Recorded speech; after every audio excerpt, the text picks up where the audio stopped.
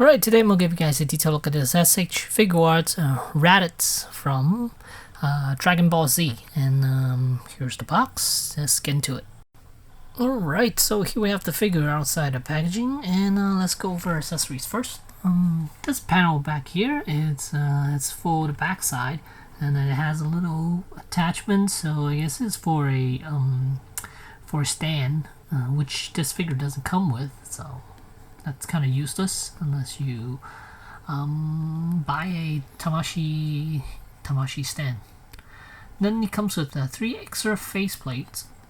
You have that one, this one, and this one. And then it comes with 2 sets of extra hands, cross arms, and a tail. And that's it. So let us take a good look at Raditz. And it's one that I've been looking forward to for quite a long time as well. Same with Frieza. That one, I was looking forward to it, and this one as well, because it's Goku's brother, and he looks amazing. And here's a side view of him, and the hair does have an articulation point.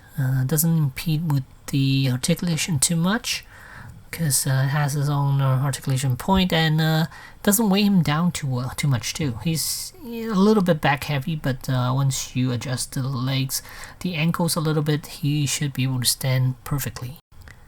And here's a look at him from the back side. There's a lot of hair here. Alright, so let us go over articulation for this figure here. And again, like I mentioned, the hair does have an articulation point, which is right up here, and it is on a ball hinge joint. It's right there. You guys could probably see that right there. And yeah, so it doesn't impede with the articulation at all, because there's a lot of room for you to work with here. And you can rotate and do all sorts of things with it. And then head, well, I mean, yeah, I don't think it limits too much. Head is on a ball joint, or is that a ball? No, I think it's a ball hinge joint. Yep. Oh no, it's just hinge joint. Oh, look at that. Oh, they use a hinge portion for the neck now. Let's see if you guys can see that. Probably not. No, yeah, no, never mind. It's a hinge joint, and then it's a ball attached to the neck, and then base of the neck there's another joint, which allows him to look pretty far down. That. And up, not so much, I guess. Yeah, up, I guess if you move the chest a little bit, then you get him to look up a little bit more, which is nice, about there. And Scouter is removable. And oh, but there is no, oh okay, wait, no, there's no ear for it. Yeah, because all these heads, they don't have this portion of the ear, so I mean, you can't have Raditz without the communicator. I mean, without the Scouter then. So you gotta make sure you don't lose that Scouter, because that's the only one you're gonna get. And shoulder pads, they flip up on hinges, so it allows him to move his arms around. There's a butterfly joint right there, and then hinge right there, and attached to the body using a ball joint there. So it gives him full range, but it is quite tight. And then bicep, there is a swivel joint right there, and double jointed elbows.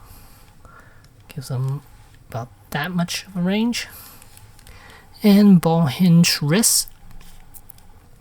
And as for the chest, it can move, I think it's on a hinge joint. It can move forward and back, but not so much to the side. It can rotate a little bit left and right. And then these you gotta be a little bit careful with the skirts, skirt pieces. There are 3 of them, and they are a hinge, and you can remove them if you want to. They are pegged into the to the armor, I believe. Let me see. That's correct. Actually, no. Oh no, it's not. These are not pegged onto it. These are actually built into the armor, so you gotta be careful, especially here. Kind of see how you can see the edge. You can kind of see the edge of that armor. That the loop actually has a little hook around, and you pop this piece on, and that where the brown meets the white, that's just paint. It's not a separate piece. So yeah, you gotta be super careful. Ooh, I almost pulled it completely. I almost break this there. Thank God I didn't use too much force. You really don't want to break this figure. So if you lift these up, you can see he has great range of motion. Legs can go up, because these are those nice hinges instead of the ball joints, which I don't like, and I'm glad they're doing these instead. And there's thigh rotation. Not too much though. Oh, it doesn't move that much at all, because it's hindering. Somehow it's hindering range of motion. I'm not sure why. Maybe it's the way they sculpted these pieces. And then, oops, oh shit, did I break this? Oh no, I didn't. Okay, thank God. Okay, so I guess I can show you guys here. Here's the piece. There's a one piece that's attached to it and it just pegs onto here, and that's all. Okay, thank God. So here's that piece right here, and you could easily pop this back on. Don't break. Don't break. The last thing I want to do is break something while filming. Okay, good. Went back in. Nice. And then as for the legs, could go up about that much. That's full range. That's as much as you could do. And then the ankles, I believe they're ball jointed ankles. Yep. And then there's toes articulation as well. Right there. Okay, one thing that I hate doing is switching the arms out, especially to get these cross arms. And I like him when he's posed with this, but it's so scary when you're taking this off, because you can see here the butterfly joint, it's held on. Let's see, how is it held on? I'm not even sure. Is it? Oh, I believe it's another ball joint in there or something. Is it? No, it seems weird. The fact that it could move up and down, kind of rotates around. I believe this butterfly joint is held on with a ball joint or a couple of hinges. It looks like a couple of hinges in there. I can't tell. It's really hard to tell. But in order to put the cross arms on, you need to take out this arm and the other one. So you don't want to just pull it off. You want to kind of hold on to the shoulder section here. So you're not just pulling the force, you're not pulling it off of the chest area.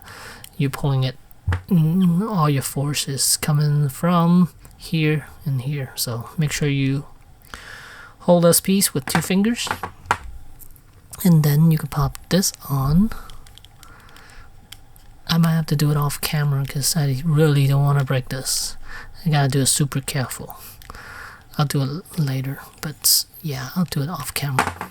I don't want to break this. And then on this side, same thing. Make sure you're pinching the shoulder section and pop. Oh, this one's easier to pop off. Okay, so that's good. So then it's just a matter of pushing these 2 in there and giving him the cross arm. So I'll be back in a second. Alright, and here I got the cross arms on, and he looks so much better this way. Same with Vegeta and Trunks. I think they look great with the cross arms. And but it is a pain to attach this one. You just gotta be super careful, because you can't really put pressure on the shoulder pads and also on those skirt pieces. So you gotta be super careful. Just know where your hand is when you're trying to put it on. When you're trying to put that arm, this cross arm piece on. But once you have it on, he looks amazing.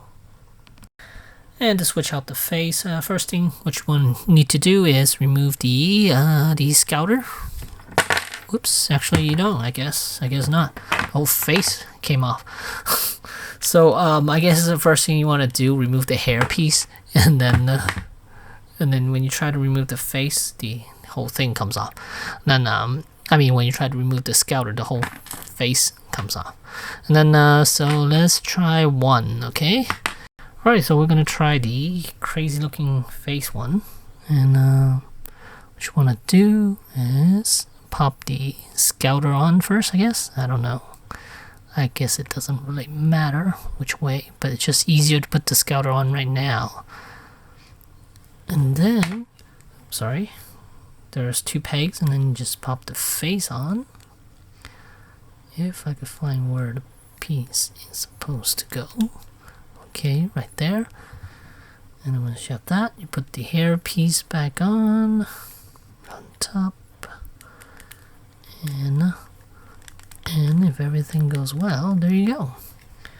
It's Raditz with the very angry looking face. And there you have it. Nicely done. And since I don't have a Goku at the moment, I'm just going to use Vegeta, and so you could kind of get an idea how tall he is. He's a big one. And let's bring in another figure. Let's bring in Major Blood here. And you can see he stands a little over 6 inches if you're counting all the hair pieces. Then he's about 6.5 or 6.25 inches, somewhere around there, as far as his height is concerned.